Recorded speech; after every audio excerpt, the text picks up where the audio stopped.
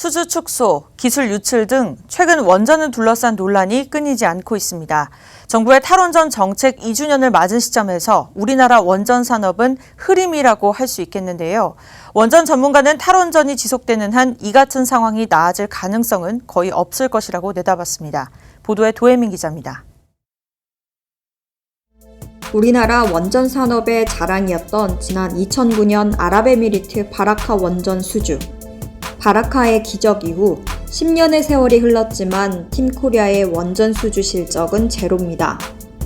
이를 두고 이제 겨우 2년 된 탈원전과 연결짓는 것은 억지라는 주장이 있지만 현실은 그렇지 않습니다.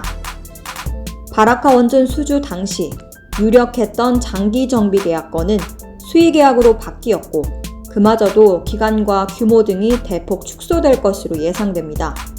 국내 원자력의 산증인으로 불리는 장인순 전 한국원자력연구원장은 정부의 탈원전으로 인한 결과라고 지적했습니다.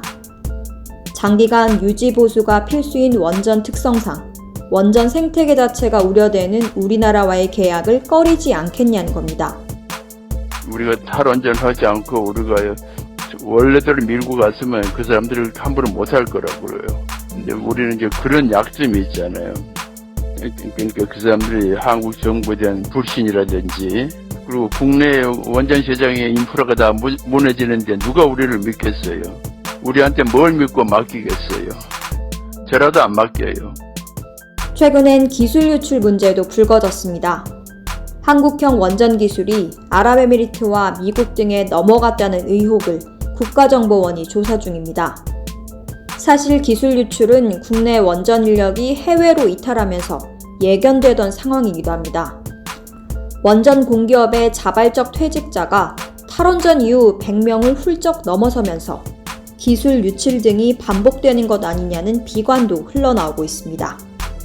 실제 한수원에서 30년 가까이 근무한 직원은 탈원전 이후 내부 분위기는 침울하다고 전했습니다.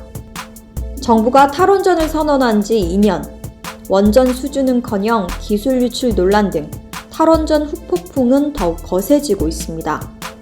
박센 뉴스의 도혜민입니다.